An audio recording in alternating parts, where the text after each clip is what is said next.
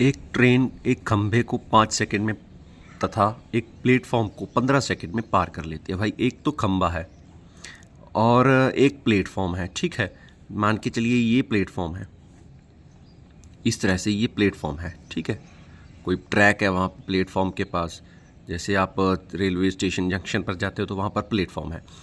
और एक यहाँ पे खंभा है जिसको जो एक ट्रेन है, मान के चलिए मैं यहाँ पे एक ट्रेन बना देता हूँ। मेरी इतनी ज़्यादा आर्ट अच्छी नहीं है तो इसीलिए मैं इसको थोड़ा सा ज़्यादा भद्दा लग सकता है आपको, ठीक है।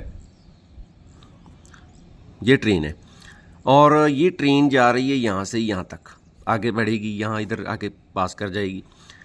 ये जो पोल है, ये जो खंभा है, इसको सिर्फ और केवल 5 सेकंड में पार कर लेगी भाई ट्रेन, ये वाली ट्रेन। और इसको पार करने के लिए यहाँ से लेकर यहाँ तक, जैसे ही यहाँ से ट्रेन एंटर होगी ना, तो उसका ये जो आगे वाला हिस्सा है वो यहाँ से शुरू हो जाएगा समय काउंट करना। और इसका पीछे वाला हिस्सा जब इस पूरे प्लेटफॉर्म को आगे तक क्रॉस नहीं कर लेता, मतलब ट्रेन यहाँ तक नहीं आ जाती, तब तक ये टाइम काउंट होगा। तो वो आता है 15 सेकेंड। तो हमें बताना है कि ट्रेन की लंबाई क्या है। मान लीजिए ट्रेन की लंबाई है, कुछ भी मान लो, L मान लो, X मान लो, R मान लो, जो आपको अच्छा लगता है। अब देखिए ट्रेन की लंबाई तो सेम ही रहेगी, चाहे पोल को पार करती है चाहे प्लेटफॉर्म को पार करती है। तो पोल को पार करने के लिए अब ट्रेन की लंबाई है, आपको पता है चाल बराबर क्या होता है, दूरी बटे समय, है ना।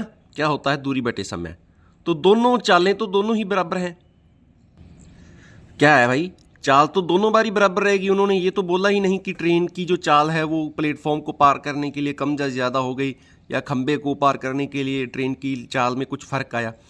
चाल दोनों बार बराबर है। तो एक तो ये हो गई चाल, पहली चाल जब खंबे को पार करती है, यानी ट्रेन की लंबाई बटा में खंभा।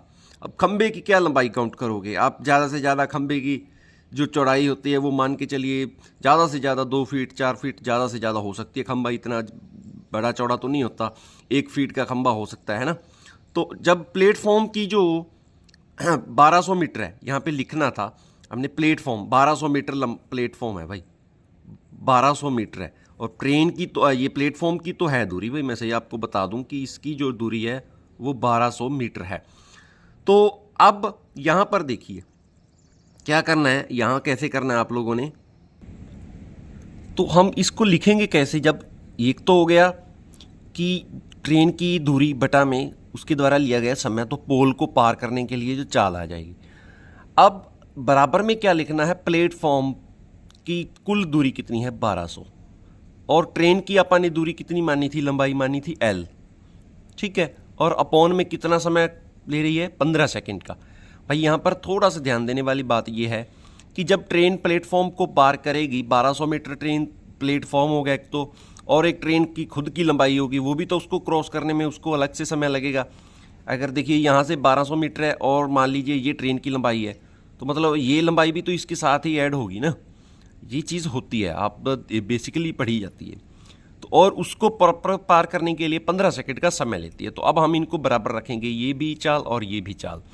तो इनका जो LCM है वो 15 आ जाएगा। अब 15 आया तो ये 3L आ जाएगा, और बराबर में क्या आ जाएगा, 12 प्लस L। देखिए इस तरह से आया ना, 12 प्लस L। तो 3L minus L is equal to क्या आएगा, 12। तो 2L इज इक्वल टू 1200। तो L की वैल्यू कितनी आई, 600 मीटर। अब आप मान के चलिए कि जो आप ट्रेन की लंबाई आई है वो 600 मीटर के बराबर आई है, ठीक है। अब आप इसको वेरीफाई भी कर सकते हैं, L की वैल्यू यहाँ पर रख के ये इक्वल आएंगे दोनों एक दूसरे के, ठीक है। तो उम्मीद करता हूँ दोस्तों ये सम आपको अच्छे से समझ आया होगा। यहाँ पर ट्रेन की लंबाई जो आई है वो 600 मीटर आई है। ये थोड़ा सा इसको ध्यान से पॉज कर लो, चाहे आप रिप्ले कर लो, ठीक है।